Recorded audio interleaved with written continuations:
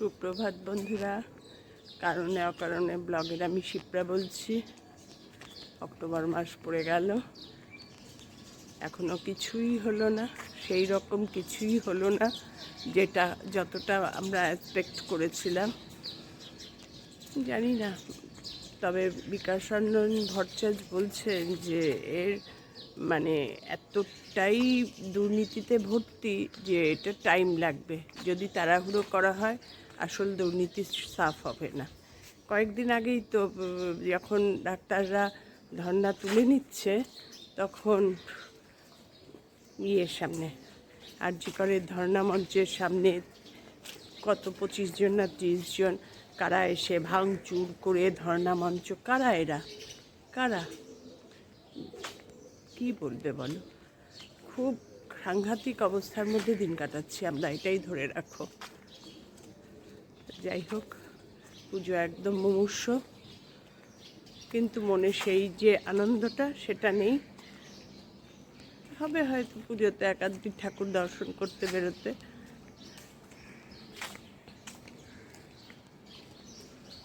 জানি না কি হবে। তোমরা সবাই কেমন আছো গো? আমি ভালোই আছি, চলছে দিনকাল, ভালোই চলছে। এখন হাঁটতে বেরিয়ে পড়েছি, একটু হাঁটবো আজকে।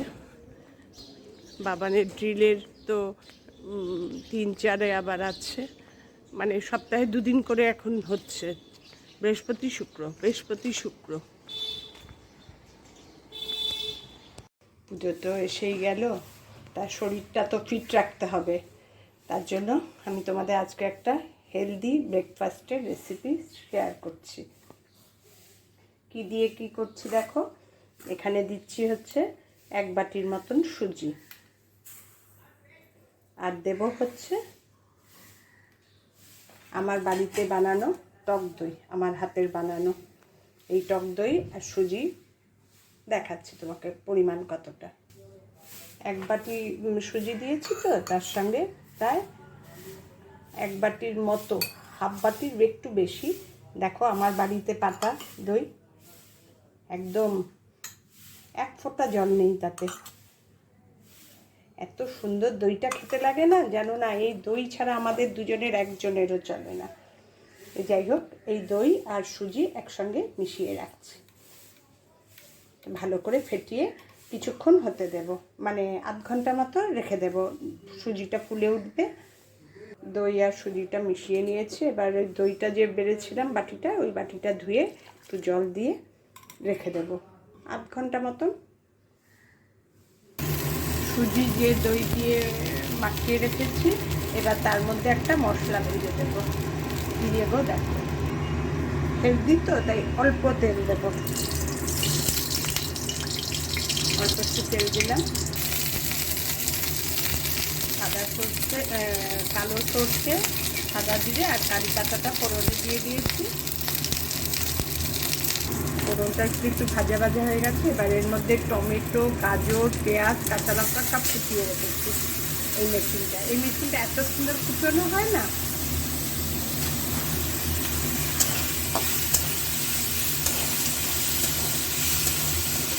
এর মধ্যে দিয়ে দেবো একটু নুন।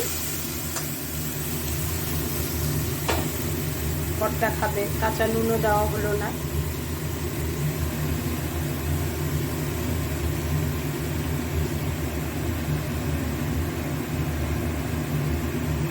আর দিয়ে দেবো একটুখানি হলুদ। হয়ে গেল। এবার এটাকে একটু নেড়ে চেড়ে লাগিয়ে ওই যেটা ব্যাটার বানিয়ে রেখেছি তার মধ্যে ছেড়ে দেবো। এত সুন্দর গন্ধটা হয় না, আর খেতে এত ভালো লাগে, কিচ্ছু লাগে না তোমার। একটু সস হলে হলো, একটু চাটনি থাকলে থাকলো, দারুণ টেস্টি। আর সবই ভালো, টমেটো, গাজর, পেঁয়াজ সবই ভালো জিনিস, কারি পাতা। এই মশলাটা ভাজা হয়ে গেছে। এবার যে ব্যাটারটা বানিয়ে রেখেছি, এই যে দই আর সুজি, এই মশলাটা এর মধ্যে দিয়ে কিছুক্ষণ রেখে দেব। একটু ঠান্ডা হোক, তারপরে দেব। ব্যাস হয়ে গেল। অলরেডি আমার প্রিপারেশান। এবার এটাকে ইডলি পটে ঢালবো আর করব ইডলি, সুজির ইডলি। এবার যখন করব তোমাদের আবার ফাইনাল লুক দেখাবো। ওই সুজি আর দইয়ের ব্যাটারটা তার মধ্যে ওগুলো মিশিয়ে রেখে গেছিলাম, দেখো কীরকম শক্ত হয়ে গেছে। এবার এর মধ্যে প্রয়োজন মতো জল মেশাবো, আর মেশাবো হচ্ছে ইনো, 1 প্যাকেট ইনো মিশিয়ে দিলাম। তার সঙ্গে এবার একটু জল মিশিয়ে ব্যাটারটাকে একটু পরিমাণ মতন করব। ব্যাটারটাকে ঠিক এরম ঘনত্বে রাখতে হবে। ইনো মেশানোর পর সঙ্গে সঙ্গে এবার রান্নাটা শুরু করে দিতে হবে। ইনো মিশিয়ে আর বেশিক্ষণ রাখা যাবে না। এবার বসিয়ে দেব ইডলি পটে। ইডলি পট বসিয়ে দিয়েছি, গ্যাস জ্বালিয়ে দিয়েছি। এবার হোক, জলটা ফুটুক, তারপরে ইডলি পটে স্ট্যান্ডে এগুলো সব রেডি করছি। সবগুলো ব্যাটারকে ইডলি পটে একবারে 16টা আমার হবে, 4টে থাক, পুরো ভর্তি করেও না। এবার ফুলে ফেপে ঢোল হবে, আর এতটুকু রয়ে গেল পরের বার আবার করব। দারুণ টেস্টি, দারুণ হেলদি, এর মধ্যে কোনো কিছু খারাপ নেই, দেখলেই একদম চোখের সামনে। একদম অল্প তেল দিয়েই সবজিগুলো ভেজেছি। এবার এগুলো বসিয়ে দেব। ইডলি পটে বসিয়ে দিয়েছি। এবার মিনিট 7-8 হবে, তারপরে অফ করে দেব। তারপরে নামিয়ে তোমাদের দেখাবো জিনিসটা কেমন হয়েছে।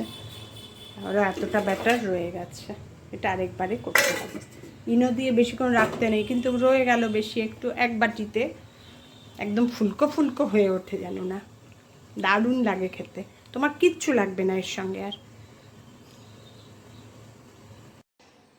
এই দেখো এইরকম আকৃতি হয়েছে, ফুলে ফুলে ঢোল ঢোল, দেখো।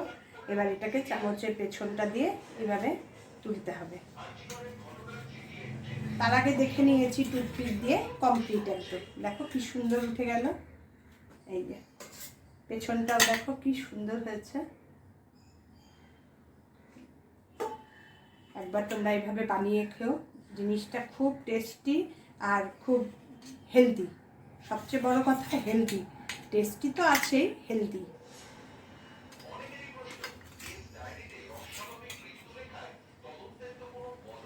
দেখো একদম কিচ্ছু লেগে নেই পটে, একটু তেল ব্রাশ করে নেবে, ব্যাস তাহলেই হয়ে যাবে। আমার একবারে 16টা হয়ে গেছে। এইভাবে হেলদি ব্রেকফাস্ট খেয়েও পুজোর মধ্যে, তাহলে বিকেলবেলায় ইচ্ছা মতন খেতে পারবে।